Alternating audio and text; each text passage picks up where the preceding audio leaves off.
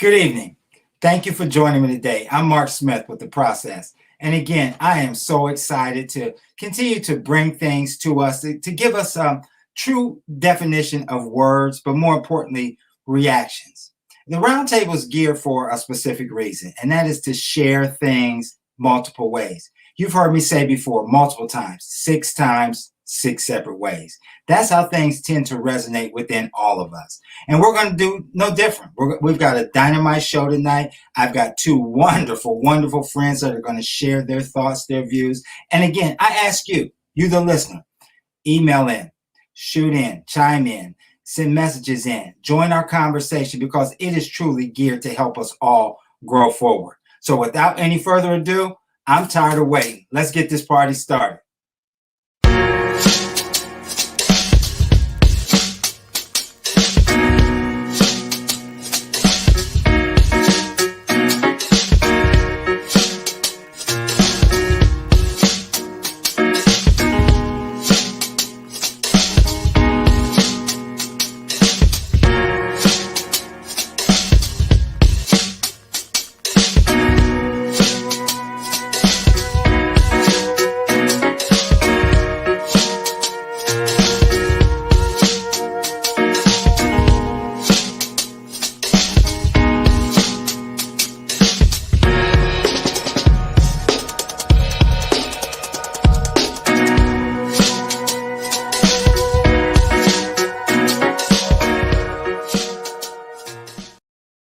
Again, welcome back.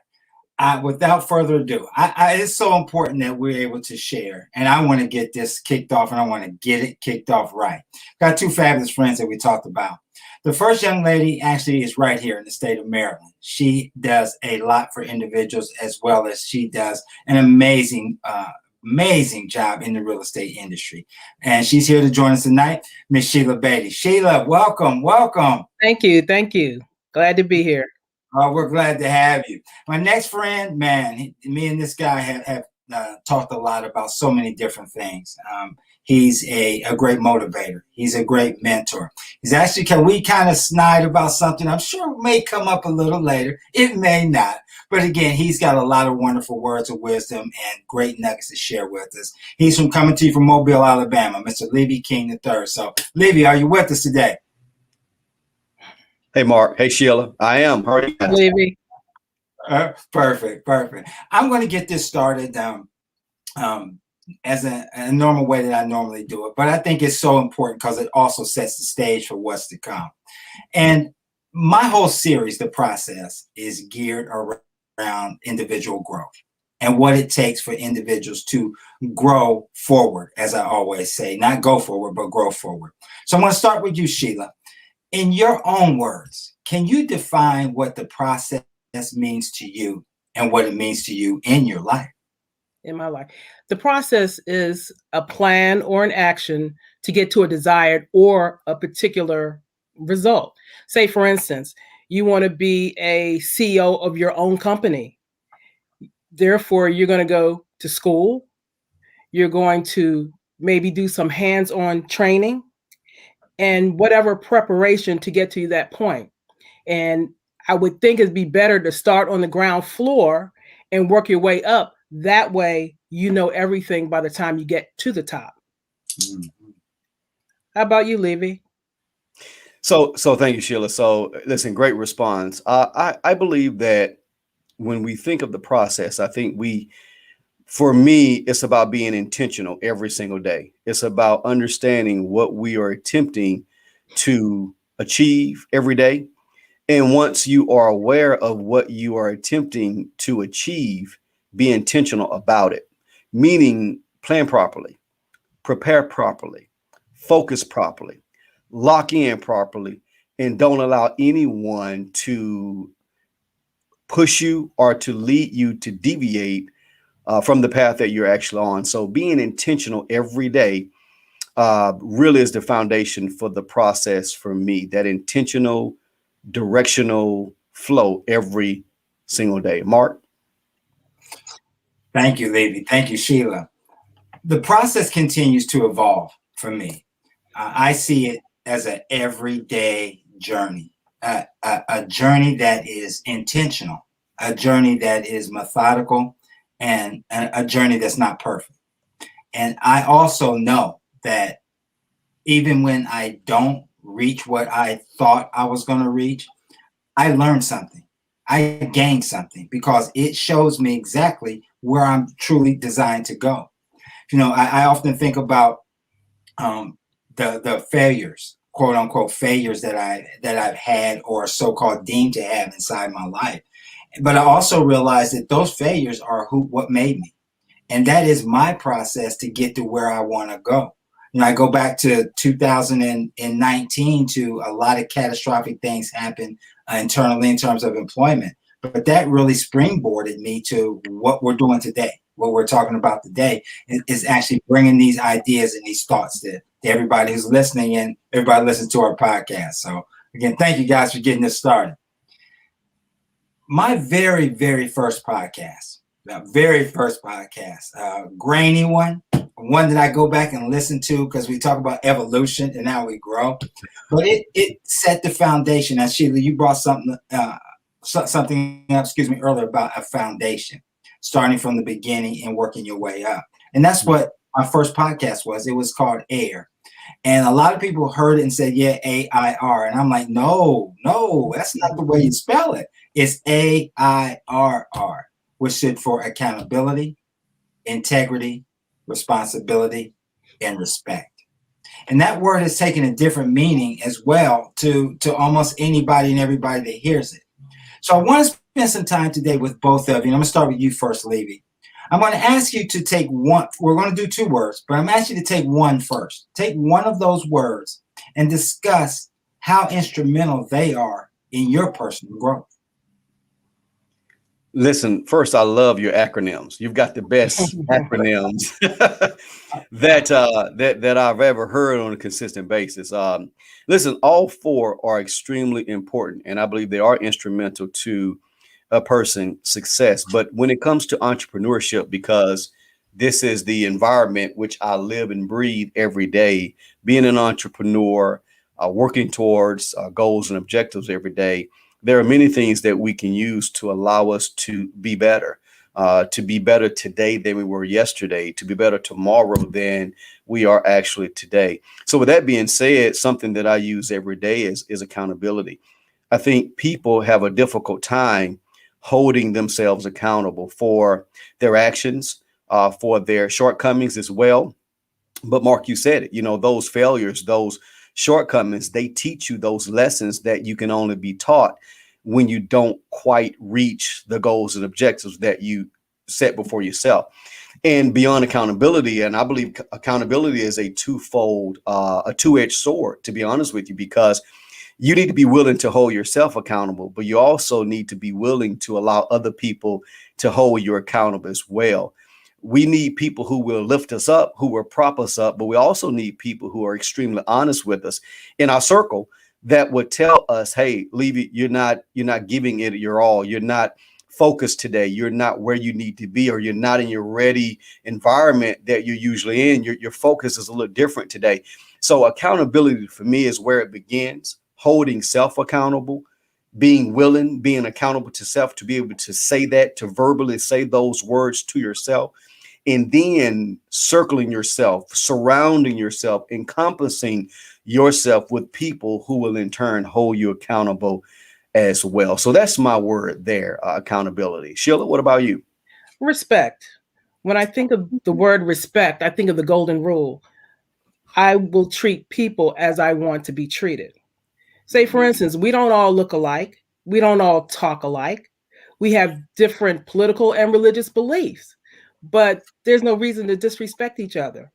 Instead, why don't we embrace each other's culture, opinions, and learn from that? There's something you can learn something every day.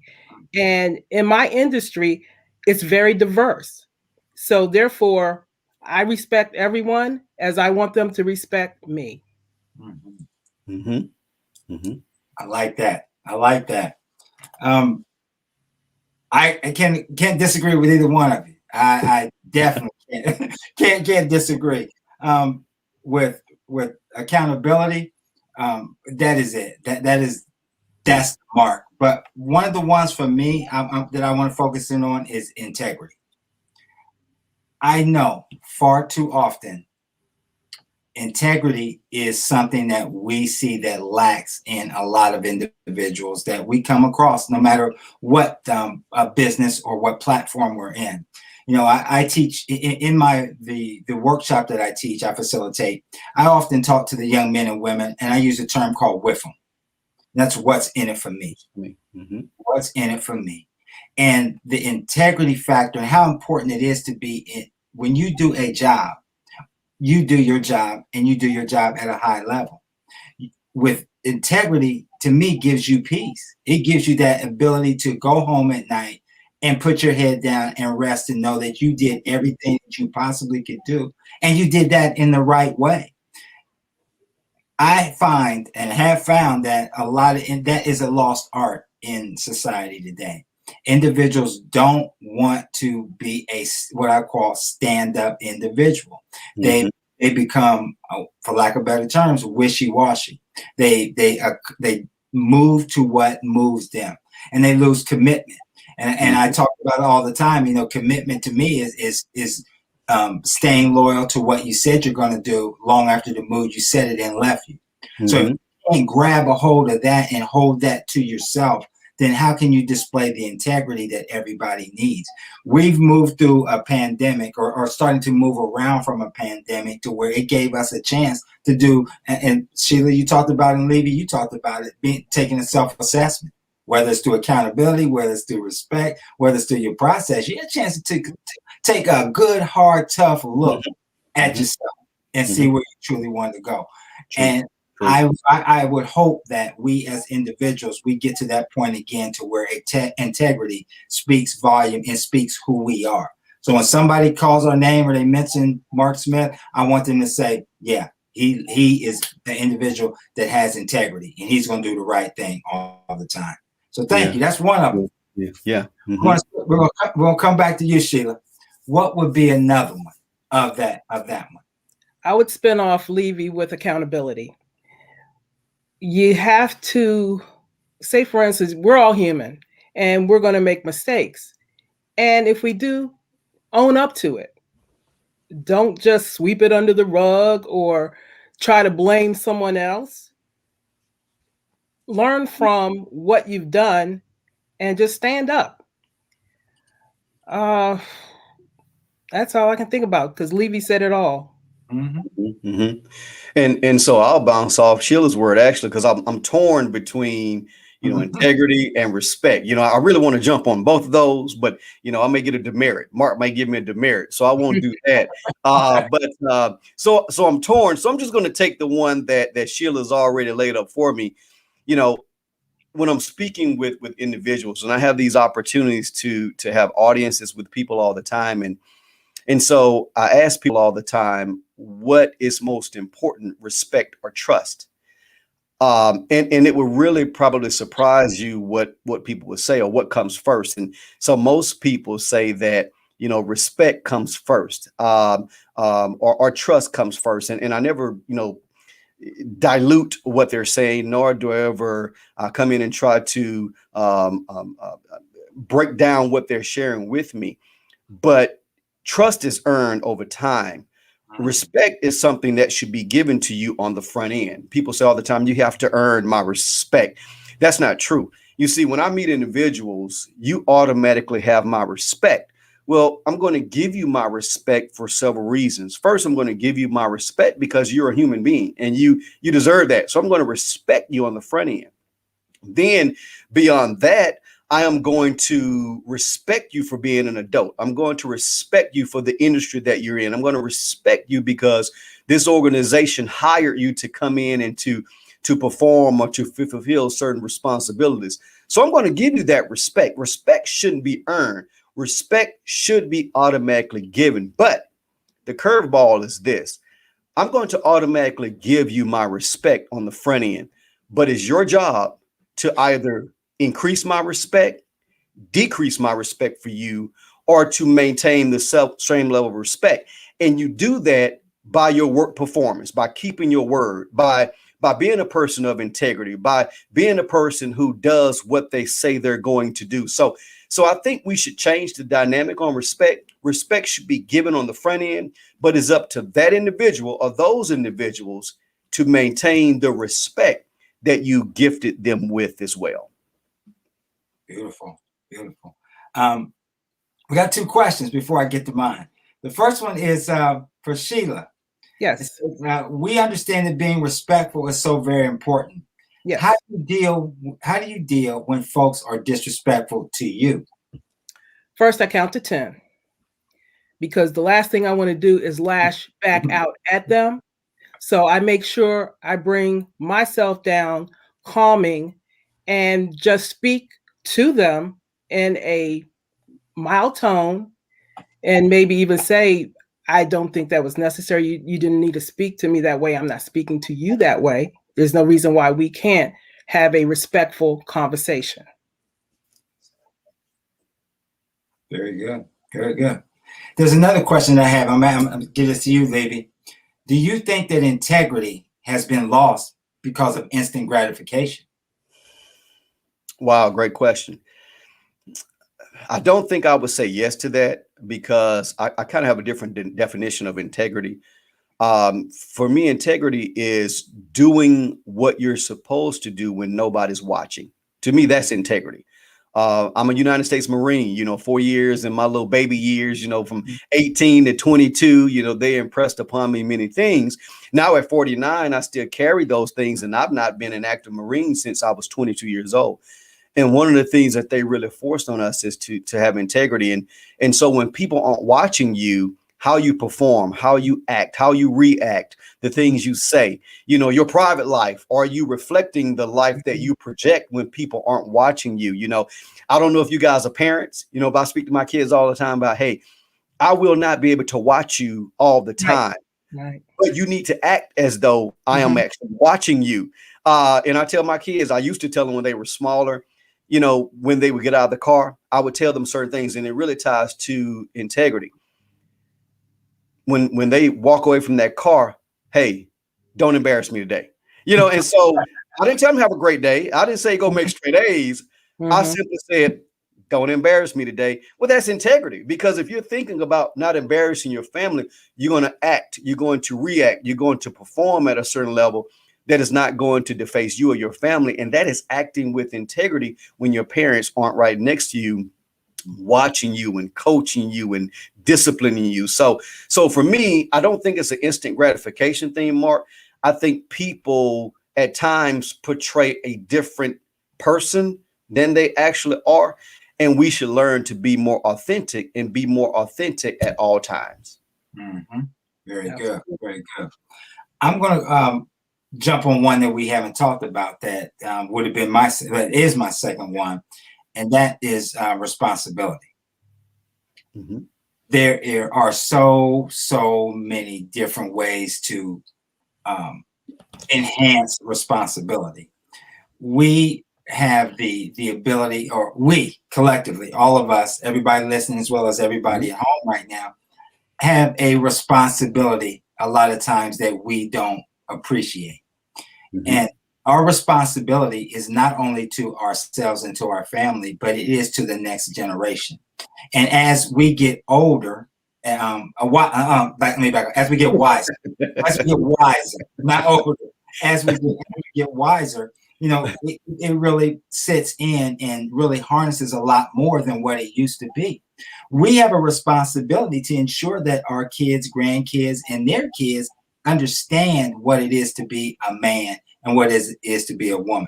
We have a responsibility to the neighborhood to make sure that these individuals take those steps to be better individuals than what they are today. We shy away from that responsibility from various reasons. A lot of people, what you hear a lot of times is, I don't want to get involved. Or I've used the old adage in my younger days saying, not my monkey, not my circus, right? So it means that I don't want any part of it. But at the end of the day, it's my responsibility. It's my responsibility to help that young man be a better father, to be a person that tends to strive to be the best that he or she can be, because at the end of the day, when it's all said and done, it's our responsibility to change the dynamics of where everything is going in society. No, if we're waiting on the government, if we're waiting on presidents to do it, or waiting on city officials, it's not going to happen. It starts with us, and and we have had the ability not to. We've pushed that away. We've not said that it's my job, like being a parent. It's my job. It's my job to be responsible for everybody that's out there. So, thank you. Anybody want to add on to that before we go on? Well, being a mentor, mentoring all the time, whether it's a young person, older person, just being that source of helping and making sure they're on the right path at all times. And if I could add into that as well, which is, I think all four. I mean, we can speak about all four of those letters, to be honest with you, and really have something impactful to say about each one.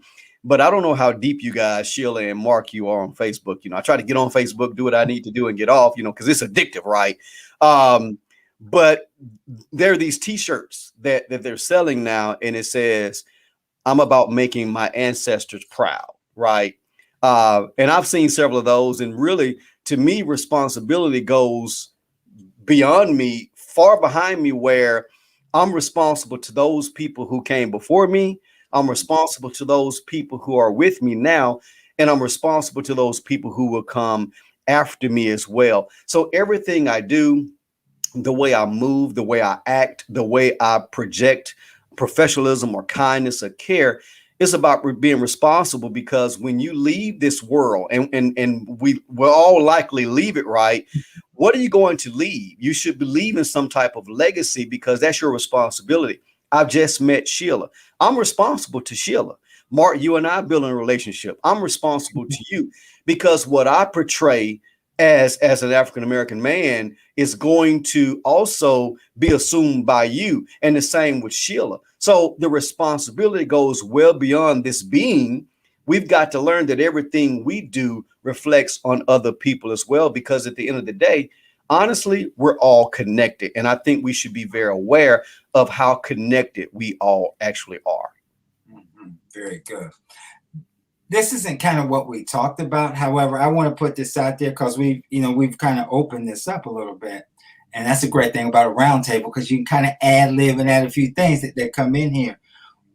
What, in your opinion, each one of your opinions, what is it going to take for us for AIR, accountability, integrity, responsibility, and respect? What is it going to take for us as a nation, us as a household, us as a community to enact it, apply it, and teach it forward? I'll start with you first, Sheila. What do you think?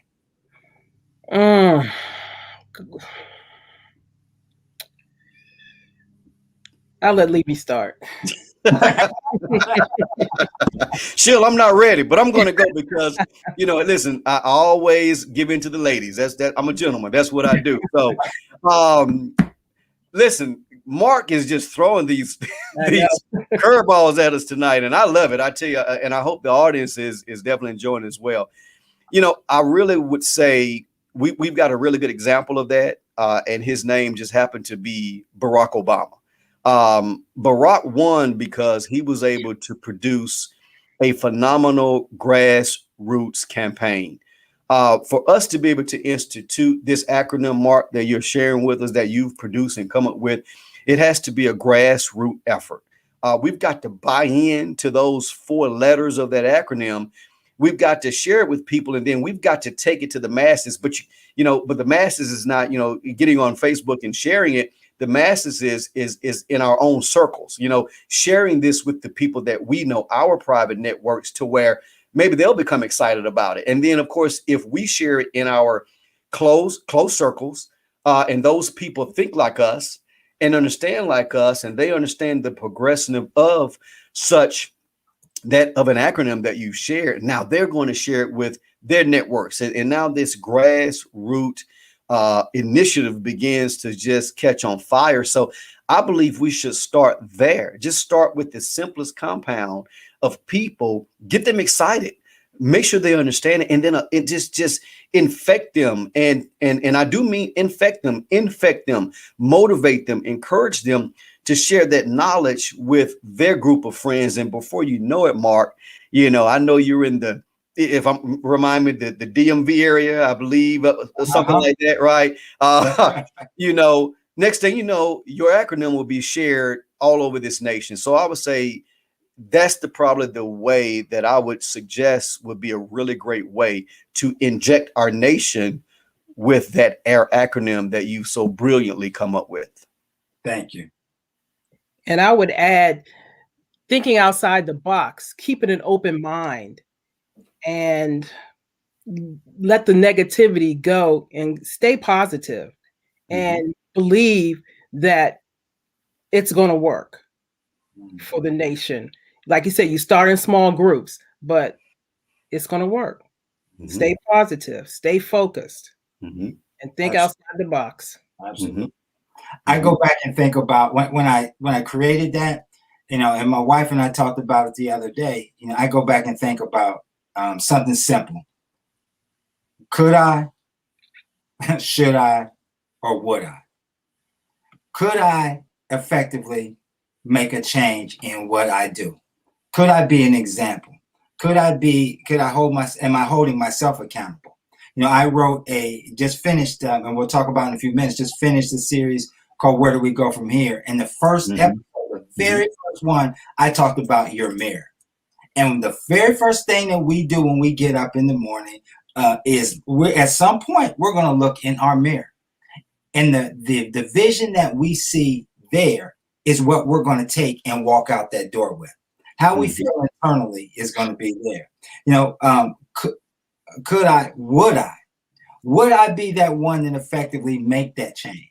Would I be the one that actually sits down with that young man who doesn't know me from anybody, and have a conversation with him about his grassroots, have a conversation about his history and the expectation as a young man, what is set for? And most importantly, should I? Why shouldn't I? Why shouldn't I? Should I go ahead and make those steps? Should I go ahead and empower other people? And I know that us taking those steps with those elements, with holding people accountable, most importantly ourselves, having that integrity, which is, again, as you professed it very well, maybe it's doing what we said we're going to do when nobody's watching.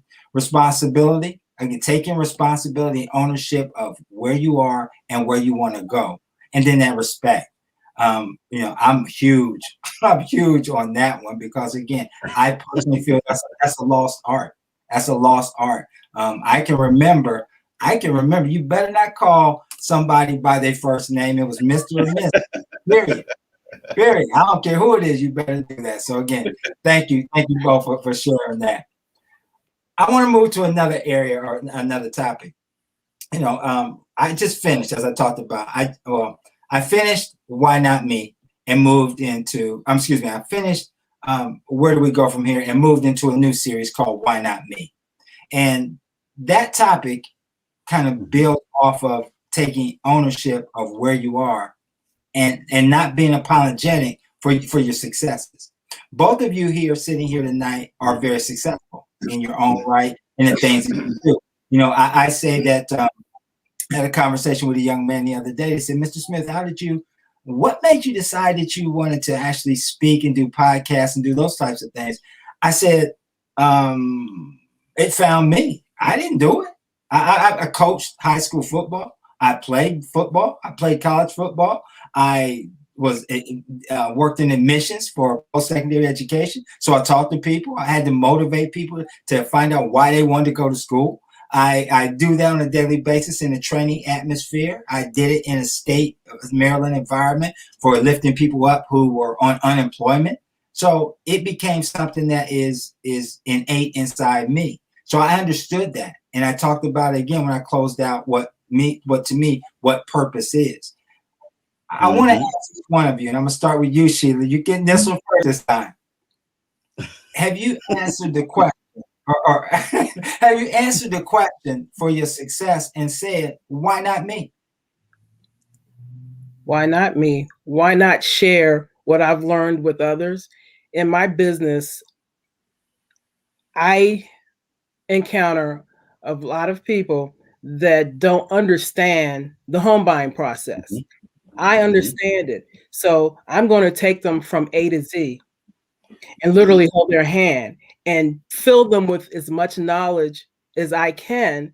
So they're ready and they have no doubt. So why not share? Whether it's real estate or any other knowledgeable area that I'm in, that I feel comfortable in, why not share the knowledge? Why be selfish? Because you're stunting the growth of others by not sharing. I agree. Very good. Very good.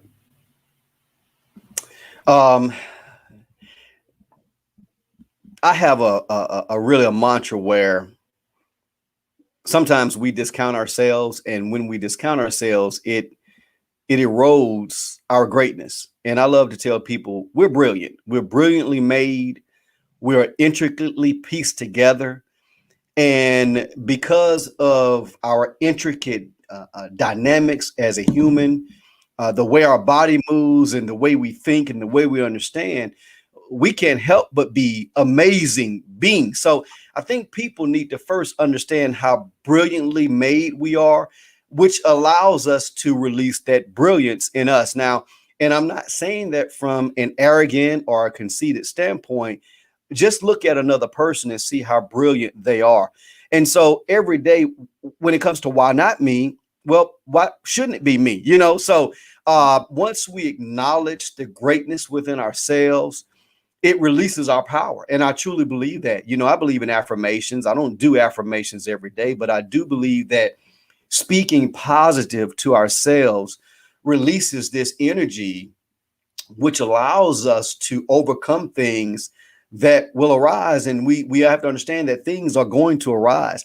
And the way you view things, the way you see things is going to give you the energy to overcome them. So we got to understand that we're brilliant people. You know, we are phenomenally made. We are brilliant. We are we have this intellect that no other being on this planet possesses. So why not tap into that brilliance?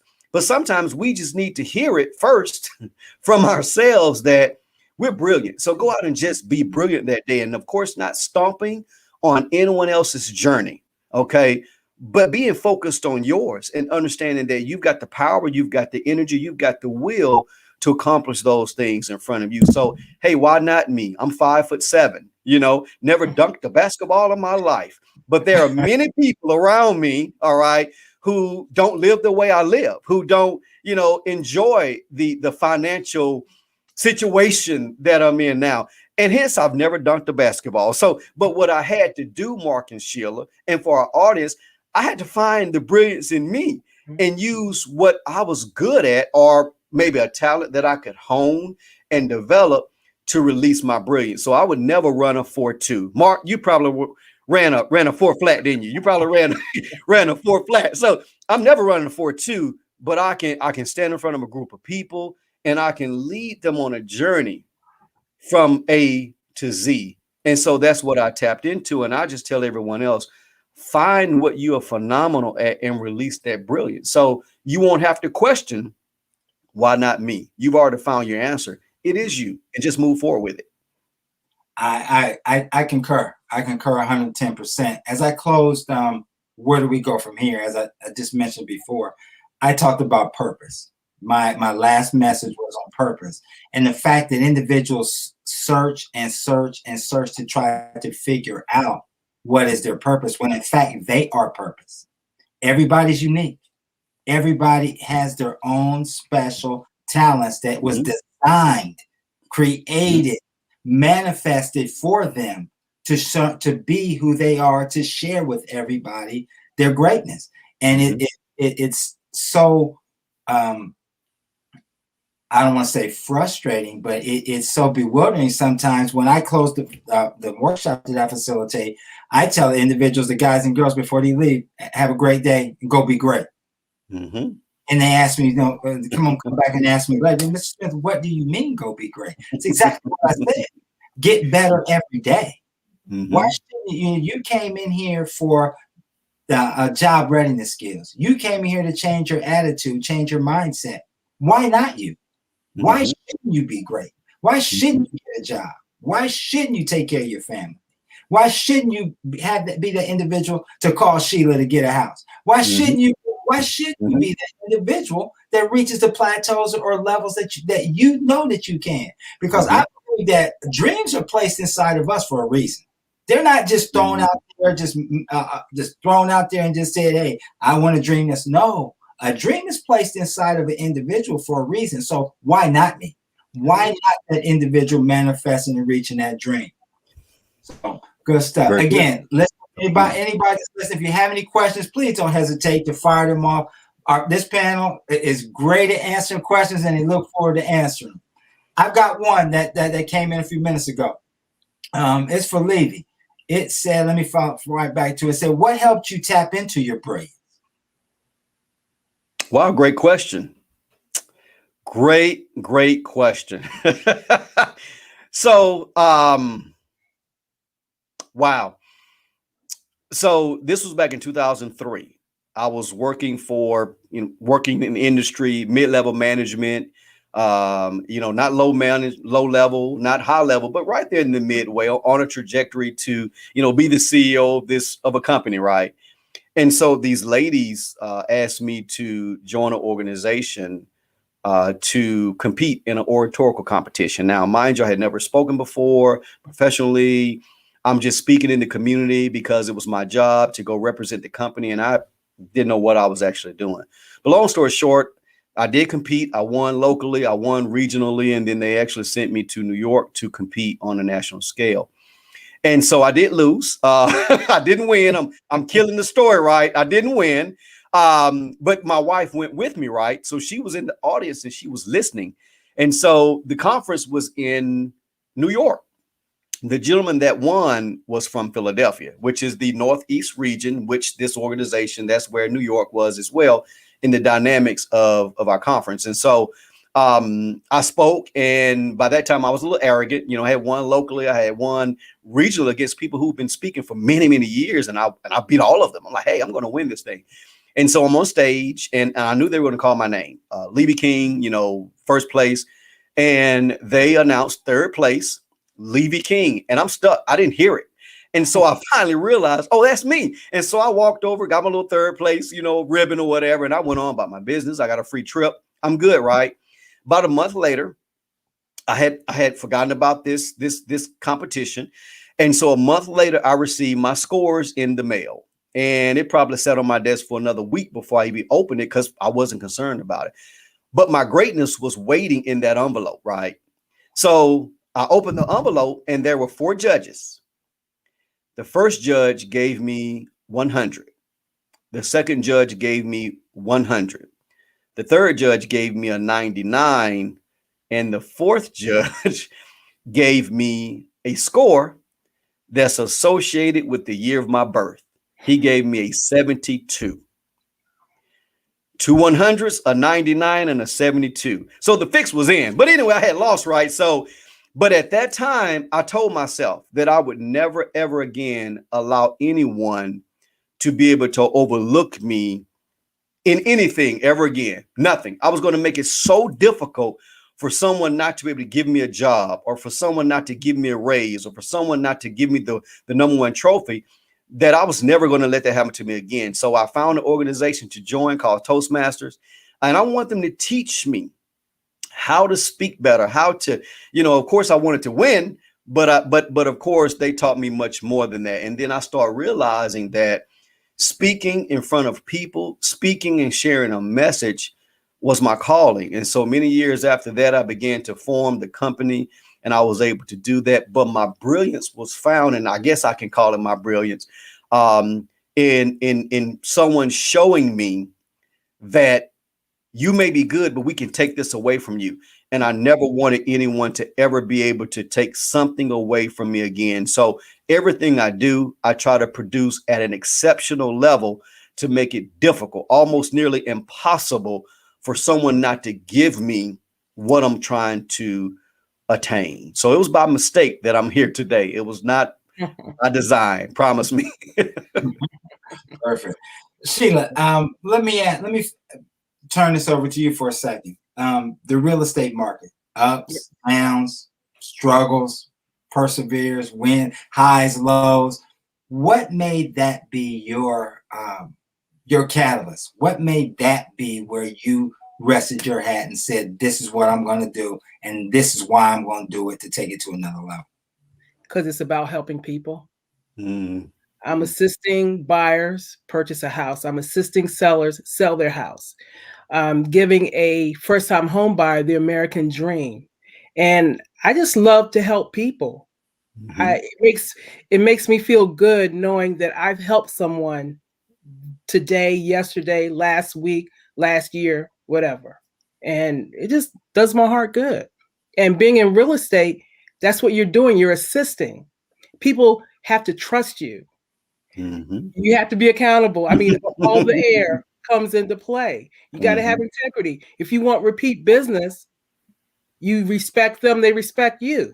They'll come back to you. You've proven yourself to them. Mhm. Mhm. And that's why I did not look to get into the business. I'm like, Leavie, it just kind of came upon me. I was not thinking about houses. And now I wouldn't do anything else. Phenomenal. Can And I say something, Mark? Can I say something to Miss Sheila? And the one thing about it, Miss Sheila, guess what? They're not producing any more land. So they've got to come see you, right? So That's right. and it all falls back, if you look at the big picture, it all falls back to still that how we all got to where we are is accountability, integrity, responsibility, and respect. Because it takes a special person to get in front of people to speak. It takes a special person to sit and take, from my perspective, a special person to have the 10 no's before you get to the yes on closing a deal. It takes a special person to take 13 rough individuals who are just released from prison to have a conversation with them, to get them to change their mindset, to believe in themselves again, to think that they really know that they are going to be successful. I got another question that actually came in on my phone. This is for everybody as well, before we get ready shortly wind it down. I'm gonna start with Leavie first. In coaching and preparing individuals, how do you teach someone that thinks they know it all?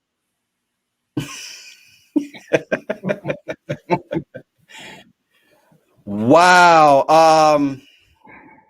So over the years, I've kind of learned how to do it without, because you just can't blatantly tell someone you don't know what you're talking about, right? You can't. I'm going to lose people, so I can't say that.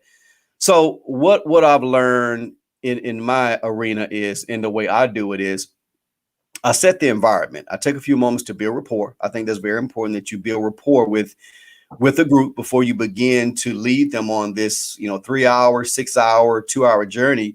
You need to build some type of rapport with them. So, and I know people come to my events and they listen to me deliver a keynote, or they listen to me do a training. And I know some of them probably say, I know more than he does, and they're ready. They're locked and loaded to challenge me the entire day.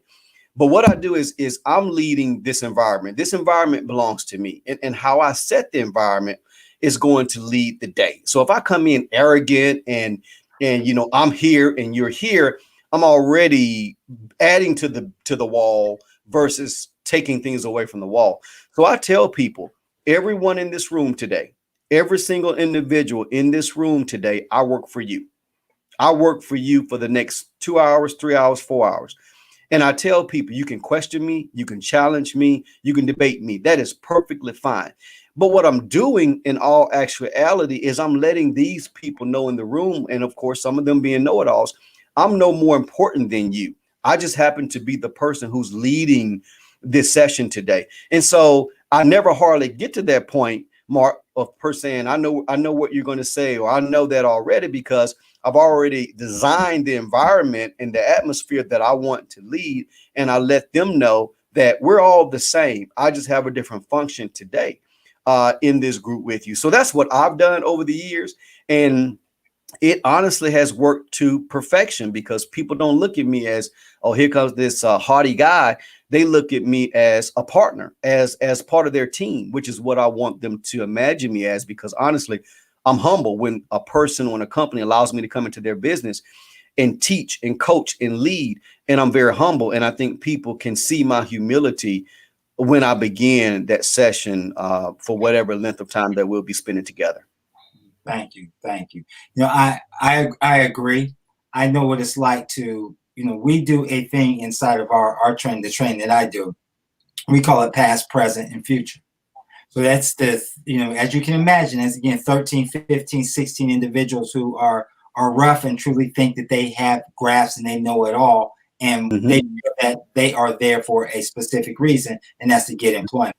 But my job is to help break that barrier down from the beginning. So on the third day of the training, we do something called past, present, future.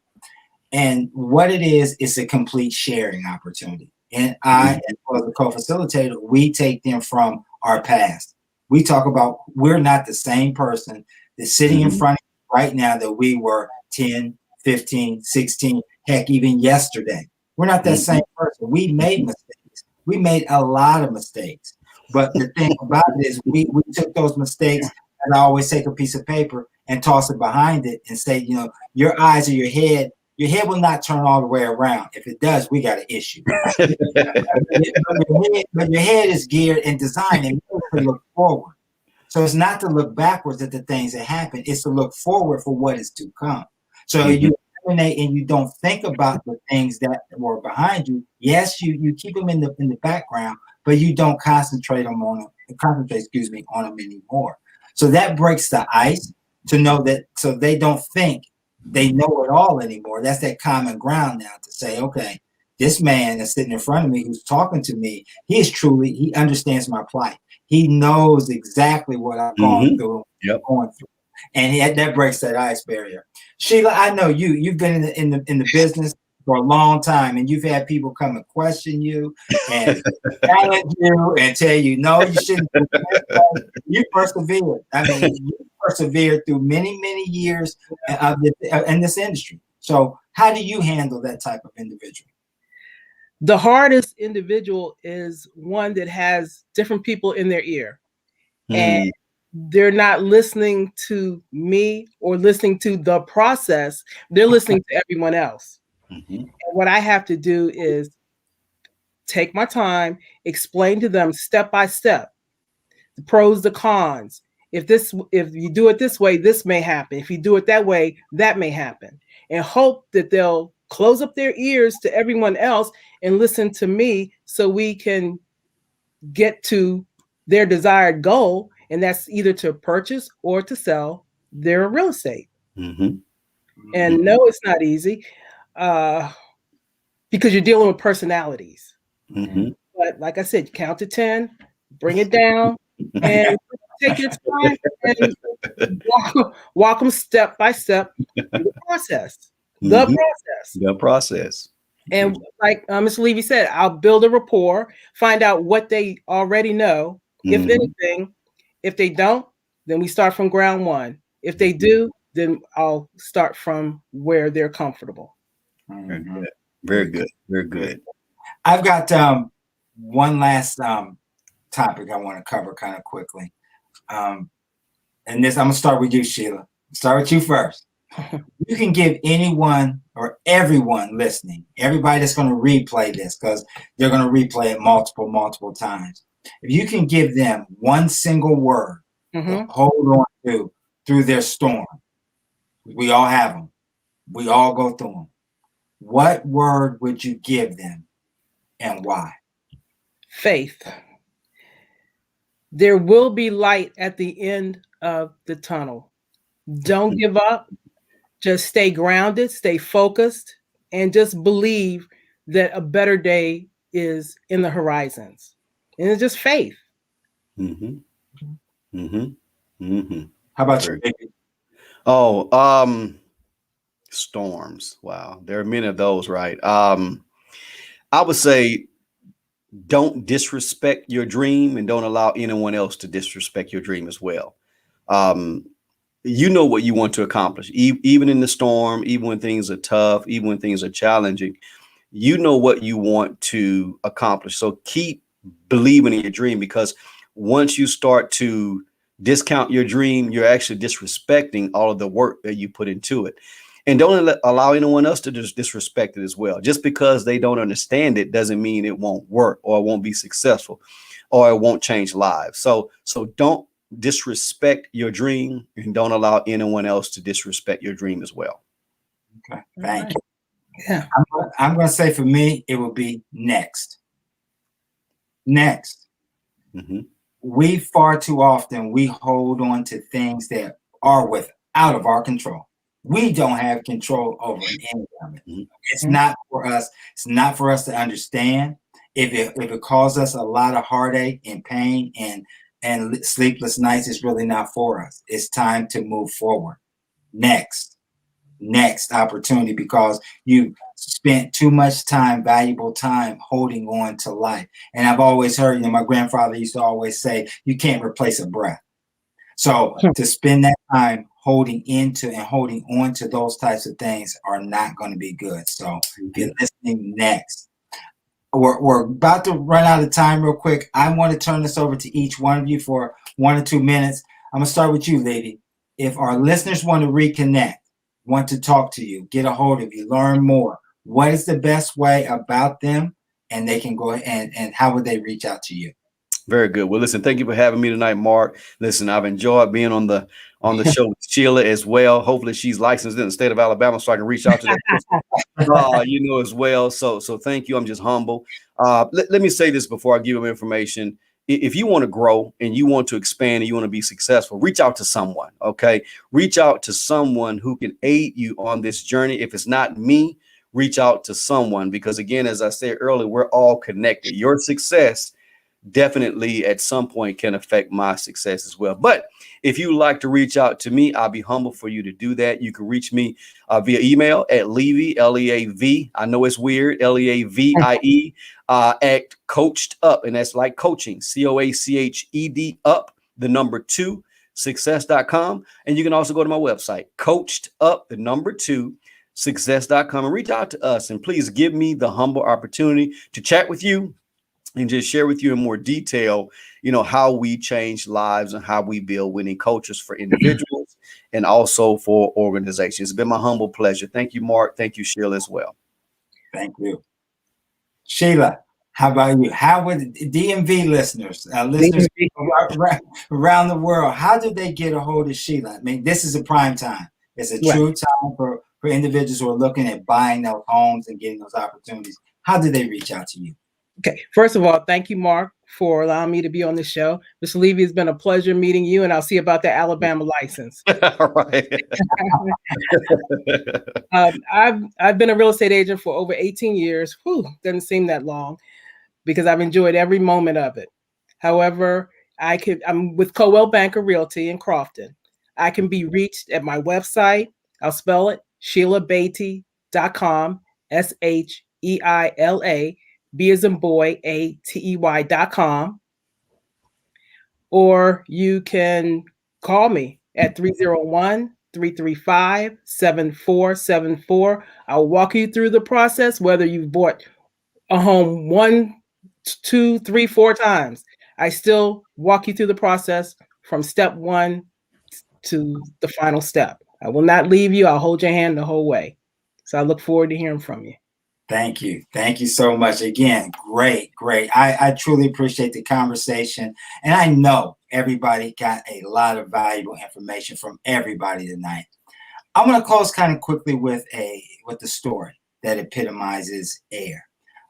It's short, sweet, but yet still it's very impactful. So there was a young woman who took great pride in the growth within her garden. She was raised by her grandmother, who taught her to love, care for flowers as she did for herself had done. And grandma had a green thumb. So like her grandmother, her flower garden was second to none. One day, while looking through a flower catalog, in an order form, a picture of a plant immediately caught her eye. She had never seen blooms on this flower like this before. She said to herself, I have to have it. And she immediately ordered it. When it arrived, she already had a place prepared to plant it. She planted it at the base of a stone wall in the back of her yard. It grew vigorously with beautiful leaves all over it, but there were no blooms. Day after day, she continued to cultivate it, water it, feed it, and she even talked to it, attempting to coax it to bloom, but to no avail. One morning, weeks later, as she stood before the vine, she contemplated how disappointed she was that her plant had not bloomed at all. She was giving considerable thought to cutting it down and planting it elsewhere, some other place. It was at that point that her invalid neighbor, whose joints were loosened, ailing, hurt, depressed, called over to her.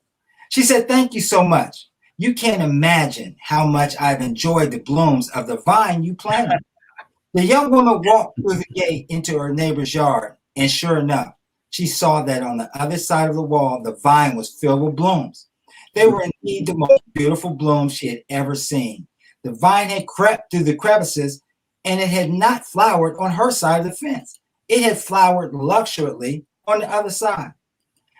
Just because you cannot see the good results of your labor doesn't mean that there's no fruit.